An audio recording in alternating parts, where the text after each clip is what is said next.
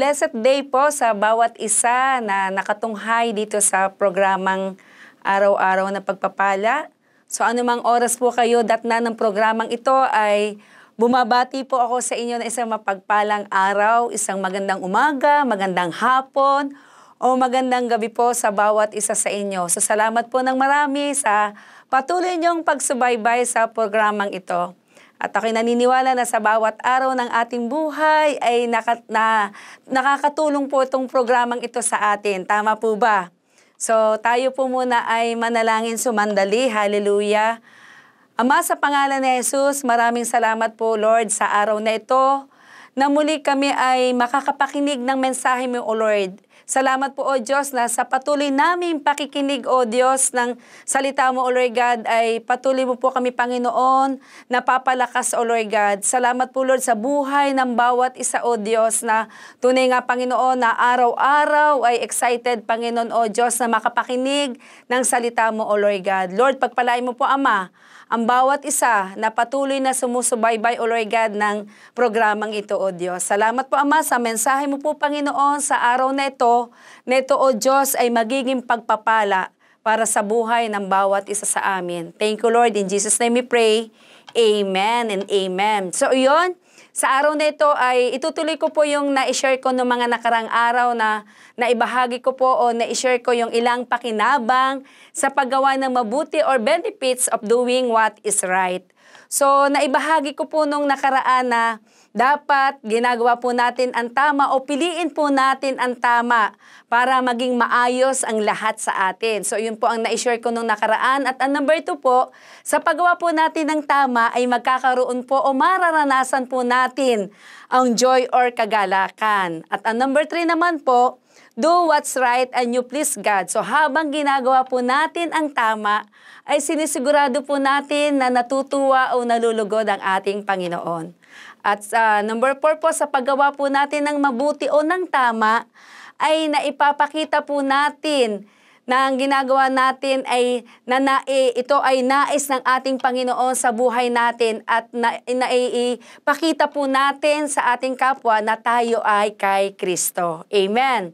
At ngayon naman po ay ang ibabahagi ko po at dadako po tayo naman sa ikalimang benepisyo sa paggawa ng mabuti. So number 5 po, ang sabi po dito, do what's right and you show yourself you're in Christ. So gawin po natin kung ano ang tama at ipakita mo ng iyong sarili na ikaw ay kay Kristo.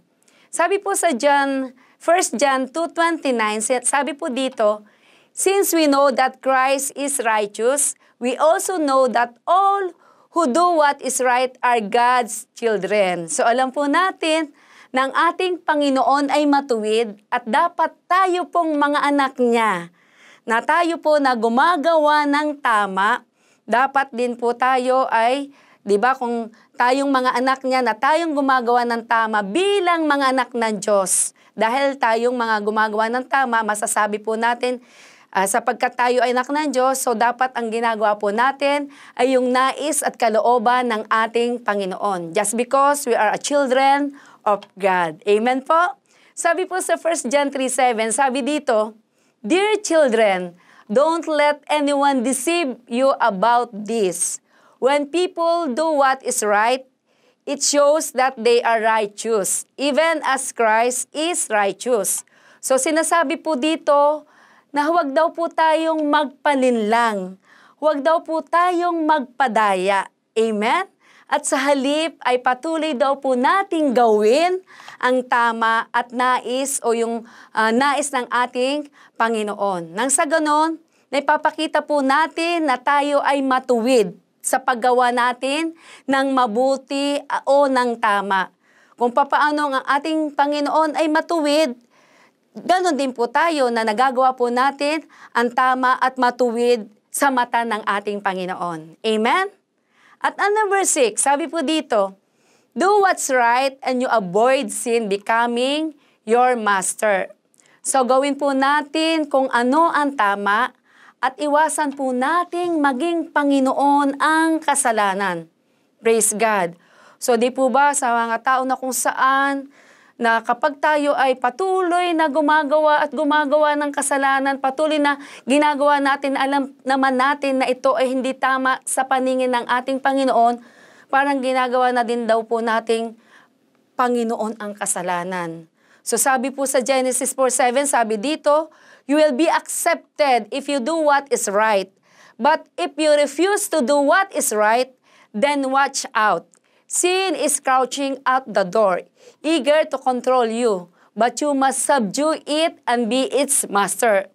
So tayo po bilang mga nakakilala sa Panginoon, ay patuloy po nating gawin ang tama at nakalulugod sa ating Diyos. Amen.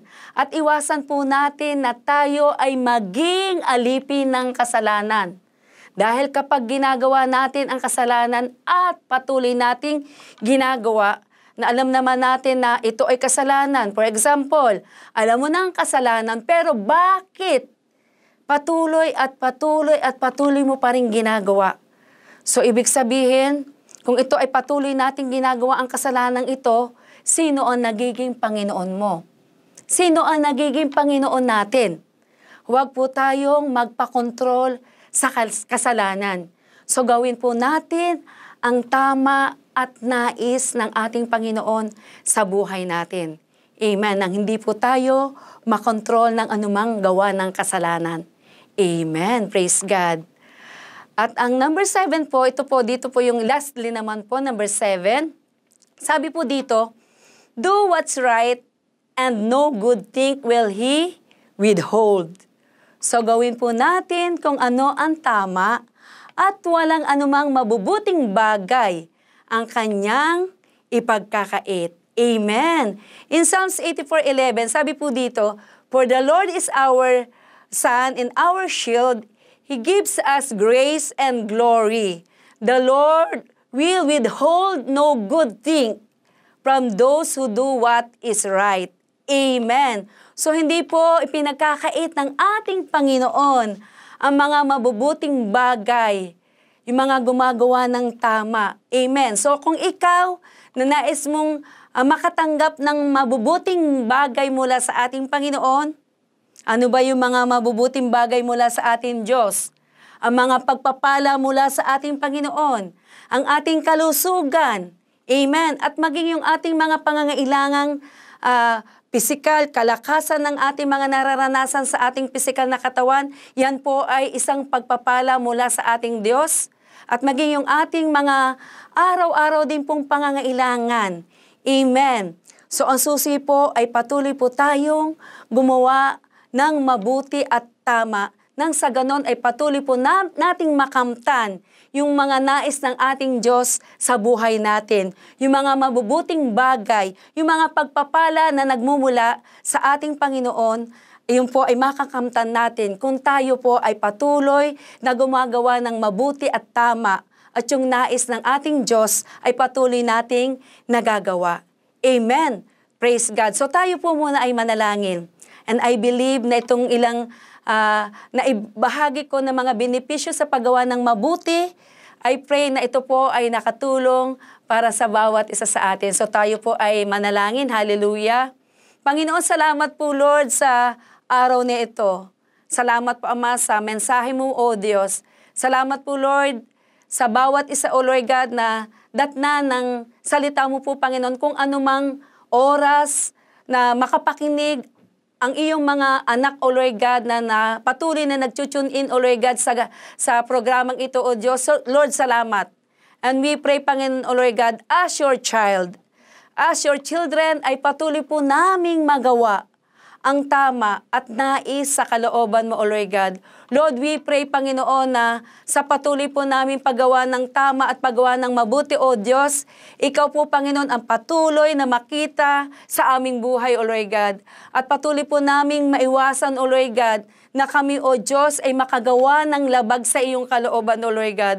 Lord, kung sakasakali at makagawa po kami ng labag sa iyong nais, O Lord God, dalangin ko po, Ama, na ito, O Diyos, ay maihingi po kaagad namin ang tawad sa iyo, Lord God, Nang sa ganon, O Diyos, ay hindi po ito manatili sa aming buhay, O Lord God. Na sa gawa ng kasalanan, O Lord God, hindi po mananatili sa amin, O Lord God. Na sa halip, Panginoon, every time na kami ay nakakagawa ng kasalanan, O Lord God, nakakagawa po kami, Panginoon, ng hindi mo nais at kalooban, O Lord God. Lord, we pray, Panginoon, na ito, O Diyos, ay mahingi po kaagad namin ng tawad sa iyo, O Lord God. Salamat po, Ama, sa napakarami pong pangako sa amin, O Lord God. Lord, kami naniniwala, O Diyos, na sa patuloy namin paggawa sa nais at kalooban mo, O Lord God, ikaw naman po, O Diyos, ay napakaraming pangako para sa bawat isa sa amin, O Lord God. Tunay nga, Ama, na ikaw ay tapat, O Lord God, sa bawat sumusunod at bawat gumagawa sa nais at kalooban mo, O Lord God. Salamat po, Lord, sa mensahe mo po, Panginoon, sa araw nito, O Diyos. Lord, pagpalain mo po, Ama, ang bawat isa na patuloy na sumusubaybay, O Lord God, sa programang ito, O Diyos. Lord, through your word, Panginoon, ay marami po kaming natututunan, O Lord God, at patuloy mo po kaming pinagpapala, O Lord God, in all aspect, O Lord God, ng aming mga buhay, O Diyos. Salamat po, Lord. Salamat po, Ama. Salamat po, Lord. Salamat po. Salamat po. Napakabuti mo po, O Diyos, sa buhay ng bawat isa sa amin, O Lord God. Pagpalain mo po, Ama, ang buhay ng bawat isa na patuloy na sumusubaybay sa gawaing ito, O Lord God. Thank you, Lord. Binabalik po namin sa ulat ng papuri, pagdakila at pagsamba sa pangalan ni Jesus. In Jesus' name we pray. Amen and amen. So yun, maraming salamat po at muli magkita-kita po tayo sa mga susunod na araw. Pagpalain po ang bawat isa sa atin ng ating Diyos na mabuti. Naranasan